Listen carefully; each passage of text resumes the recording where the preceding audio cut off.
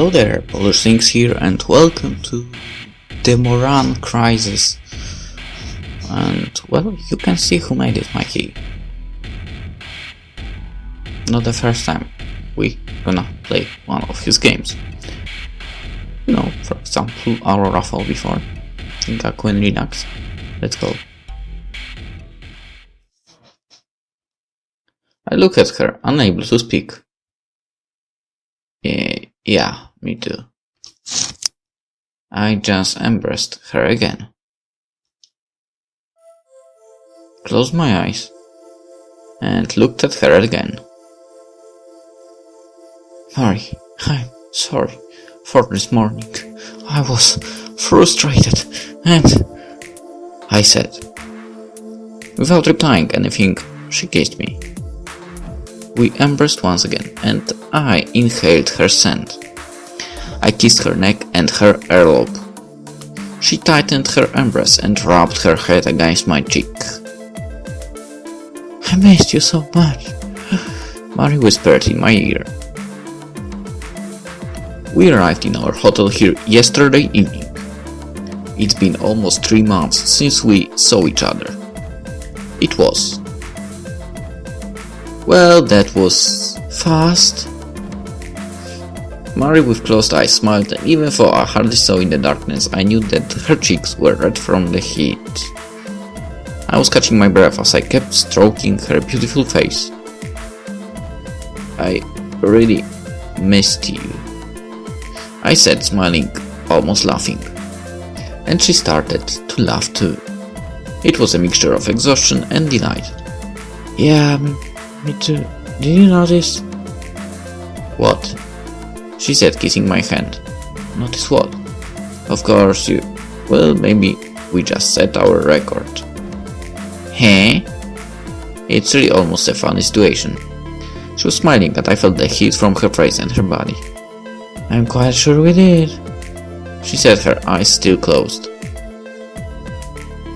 I saw your race on Sunday. Oh. Okay, Mary kissed me. You are the best. Thank you, she said with such honesty it would almost have been disrespectful not to assume it was true. Oh, so I'm like F1 driver, Formula 1, and in Series Prime, the most prestigious racing series in the world, Round 9 in Sepang, Malaysia, was won by two-time world champion from Portugal, Esteban Marino. Followed by the ever-improving German driver Tim Eschelberg and Marino's closest championship rival, the Frenchman Alexandre Vick, in third. Scottish driver Angus McPherson ended up 16th. We asked the man from Kirkcaldy for the reason why his team is still, after 4 years, stuck in midfield, but the response was a typical cause of racing driver: we do all we can to improve. Angus McPherson has brought 0 points from Malaysia and is currently 15th in overall standings, having scored just 7 points this season and no podium finish in sight. At the front, Marino is leading Vick with 74 points compared to 67 of Frenchman. Eschelberg has improved to 54. I finished the Malaysian Grand Prix in 16th place. We have 24 cars on the grid, so 16th is not so great. 3 cars did not finish due to technical failures. 2 were involved in crashes that put them out of the race, so in the end, only 19 cars reached the finish line. None of the top team's cars had any problems, and most of the cars which retired from the race were from the really underachieving teams, so I didn't really win any places but someone stronger dropping out. Not good, that doesn't sound good, that really sounds bad. We both have never been to a city, but we both wanted to go somewhere we haven't been before. Somewhere where we could be alone for at least 1 full day on the weekend, before returning back to our jobs.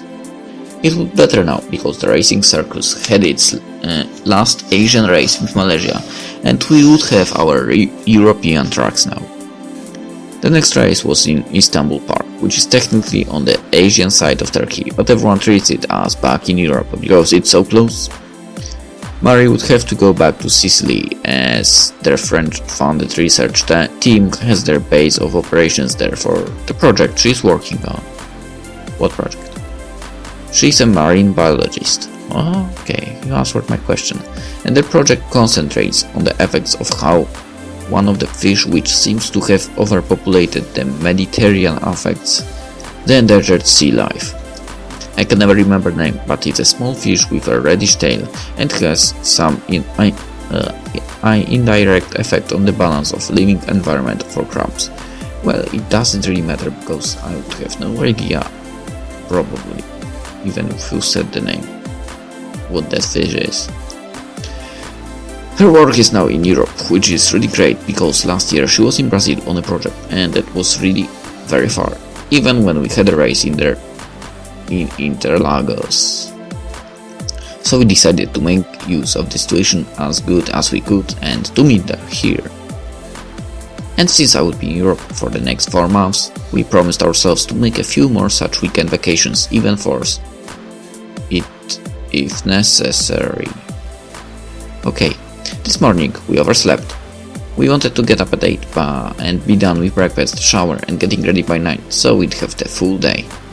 But somehow Mary forgot to set the alarm, and so we woke up late. There wasn't even breakfast available at the restaurant anymore, and we had to order some sandwiches and tea to our room. I was frustrated about this, and we got into a small fight. Really, about something like that. But it lasted only a few minutes, because Mary sensed that I was just unhappy that we are not going to have the full day for ourselves, and she just calmed me down and said it didn't matter. And that we'd lose at worst 2 hours, but not even that because we are now really well rested and can enjoy the day more, and because it's almost summer, daylight will last longer, so it doesn't matter. Alright, I'm now officially happy again. Well, I said to her to let her know I'm not upset about the late wake up.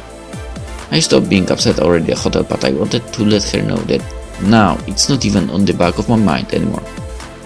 The skies were a bit cloudy and the sun didn't come through that much, but it wasn't raining and it didn't look like it was going to be raining, so the most important thing, the weather, was good. Yay! Me too, I don't like it when you are not happy. What? It kind of doesn't work like that, I think. The text like that should be set more likely to a woman. I wasn't happy, I was just, I don't know, it's like these things always seem to get like this for us. I said because I knew Mary also wanted to go there, she just didn't express her frustration that much because I had already done it.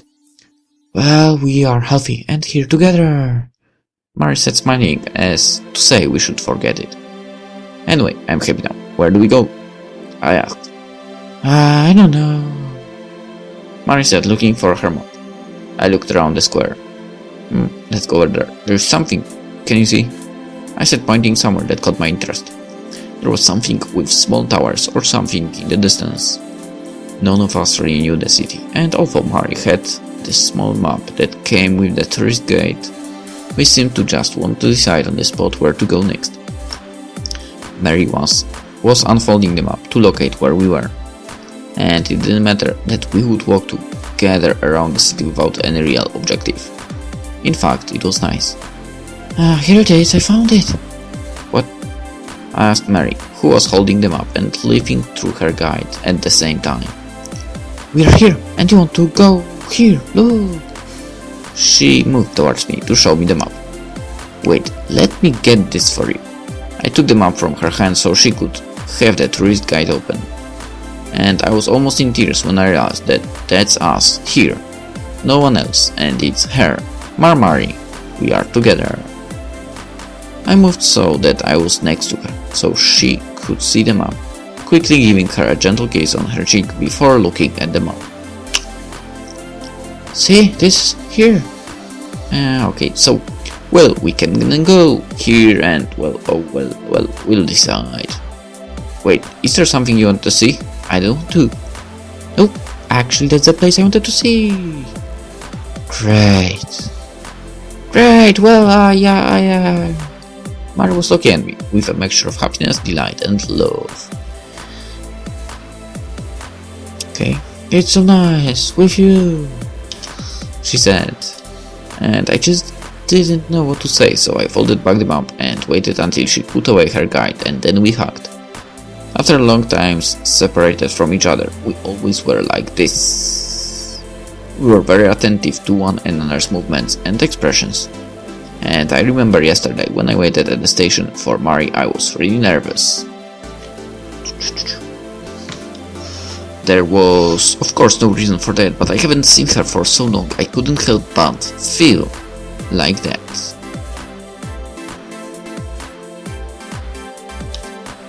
Mari said in a certain way, it felt like we were meeting for a date.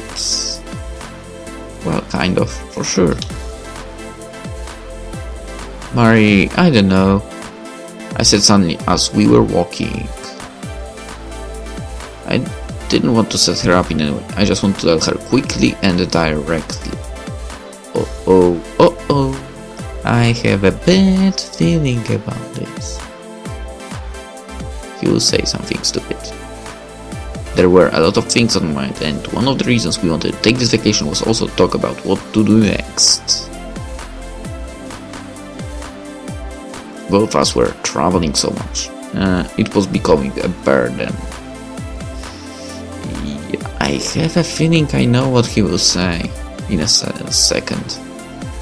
And I had to make a decision about my car soon. Well, you kind of suck, so... You don't know? She repeated with a question in her voice, but she was suspecting what I was talking about. Oh, of course she knew all about my situation. My employer, Morane Racing, has suffered a severe financial loss, and they wouldn't be able to pay me as much as they do now next season. But how much do you earn now?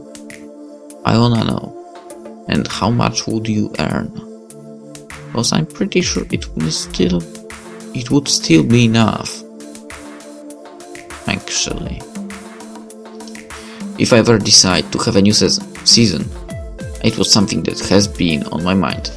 And adding to that, this was the time when pre-arrangement agreements were signed. The drivers who weren't going to be under contract were securing their spots for negotiations that would come later on in a few months. The hot drivers could wait until last minute to get best offers, while I generally like to secure a contract as soon as I could. And waking up with Mari beside me today, it lonely reminded me of everything.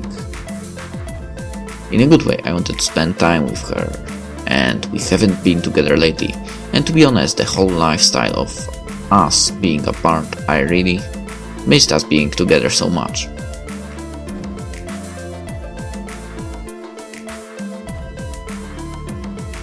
I feel like I don't know what to do.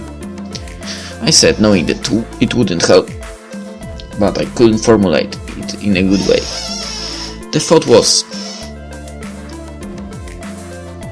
gas, bus. Mari stopped walking and said my name with a question in her voice. It's my retirement. It's my retirement. I kept saying these words to myself as something I should tell Mari. I don't know why I couldn't speak them out so clearly, perhaps because they said things too simply. My retirement. Mari, do you remember the fight we had back then about your blazer? No, I don't remember. It was not too long ago, the last time we were together. Mari bought her a new white blazer, and the first day she put it on, I accidentally spilled cranberry ice cream on her sleeve.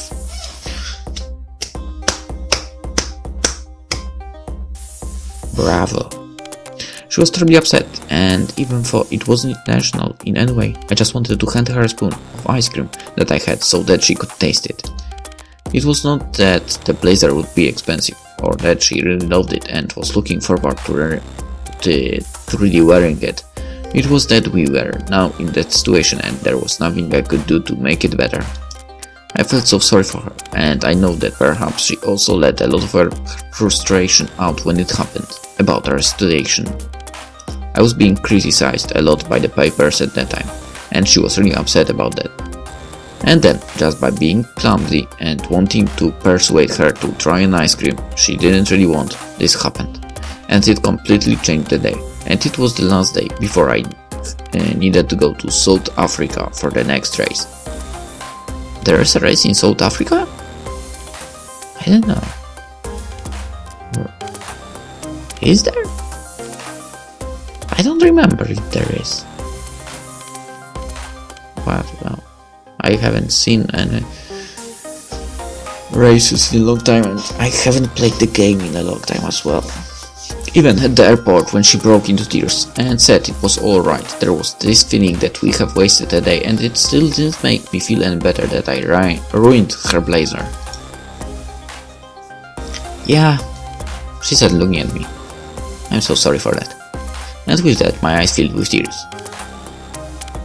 It all came back to me. I wanted to tell her how bad I felt about that, and that even today, many months later, I still feel sorry. Yes, I still feel sorry. It just happened so fast. 1 second, we were really happy and talking in an ice cream parlor, making jokes, with Mari looking so beautiful in her new blazer, and the next second, all this was gone. Because he screwed up. And it wasn't anything important, one could even say it was insignificant, but it really hurt me, and I felt so helpless not being able to do anything against it. She bought that blazer in Nice.